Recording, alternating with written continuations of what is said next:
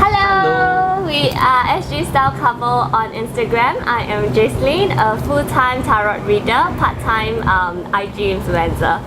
And I'm Sherman, full-time software engineer and part-time IG husband. Actually, we met 3 years back. Yes, I was the first person who asked him out first. He would have to thank his lucky star because my mom was actually the one who said, hey, he looks good, why don't you start going out with him? This is very embarrassing. I had a movie under the stars ticket and then I asked two of my girlfriends, they couldn't make it, and I actually texted two guys. He was one of them, but he replied first. So we just started going out after that date onwards.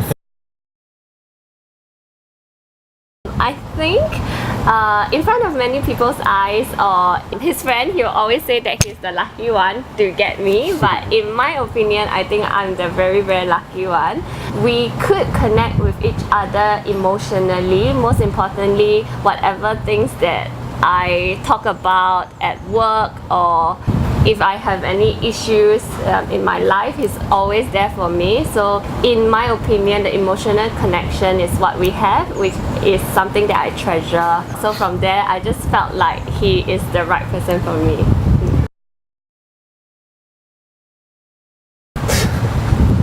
Your answer, okay. Okay, this is my answer. Okay, I had booked an event venue. Then I invited her close friends, her families all over to that event venue without her knowing. So in the end, I was the one that got surprised because her mom actually told her about it. Even when the thing was over, right, I still didn't know that she already knew. My mom had pre-empt me so that I could wear something nice and fancy. And when I was there, like I kind of knew that it was proposal, but then when I entered the room, I only saw my friends and I didn't see my mom. I knew like, okay, when my mom comes out later, I think the proposal is going to happen. So when my mom came in, I already knew that that was the proposal moment. But he didn't know that I know, so I had to act surprised. At the end of the day, he asked me, hey, why you not cry? Honestly, I'm very touched by the efforts because all my closest friends were present. He pre-booked the place, and on top of that, he actually did a surprise video with his guy friends, which I didn't know about. So every night that he told me that he was actually working, I think he's lying because he's working out on the video script. He's going out to shoot the video. That night, I expected it, but I was still very pleasantly surprised, and of course, I said yes. And that was the only lie I told you. Okay, that was the only lie. Hey, video now.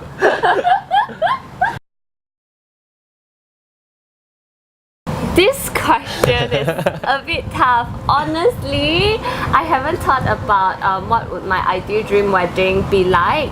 But I think what is important to me has always been the relationship that I have with my friends and family. So importantly, I think my ideal wedding is one where my closest friends and family are there, and importantly, they must enjoy the night. So it's not just a union of Sherman and I. Of course, they're there to celebrate it, but I hope that on that day itself, they get to enjoy the special moment. It's going to be a fun night. It's going to be like a party for everyone. So that's my ideal wedding. I think I'm the very troublesome bride. I don't think I'm like a bridezilla, but I'm very particular about whom I'm working with. So honestly, we have had quite a lot of troubles finding our wedding vendors. Importantly, we like to screen all of them and decide if we have a chemistry with them. So for me, it's all about the kind of bond that I can get with the photographer or videographer. For example, for a photographer, we have actually met two. One whom is very well known in the industry. When we see his photo online, we really love him. But when we met up in person, we just felt like his energy level is very different from us. I don't get excited talking to him, so from there I felt like I don't think he's the right one for me. To search for wedding vendors, because both of us are very busy at work, usually we use online resources places. Hitch was one of the platforms that we use. For us, we always do our research online and then we will shortlist from there. Instagram was one of a popular platform that we often use as well. And then from there, we just shortlisted based on the kind of feeling that we like of the works that they have uploaded online, and then it was whether we have the personal touch with them during the meetup, and that's how we selected our vendors. I think each platform is wonderful, mainly because it helps us by putting all the vendors inside in a list. For example, searching for wedding venues, you don't have to go to each of the individual hotels or alternative venues to search for their quotation as well as the pictures and images that they have. So Hitch gives us the convenience. Importantly, I think Hitch was excellent in terms of venues that I would like to highlight, because there were a lot of alternative venues that were given. So if couples are searching for places to get married at a more unique place, I think Hitch works very good for this purpose. Yeah, I like the reviews portion where for every vendor, right, we are able to see the reviews now.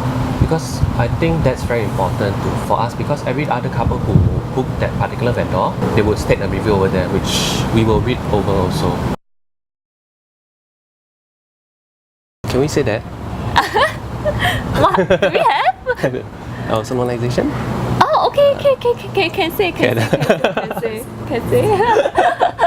We didn't tell anyone yet lah. So during the first March E, we will also have our solemnization, which we feel it's something special.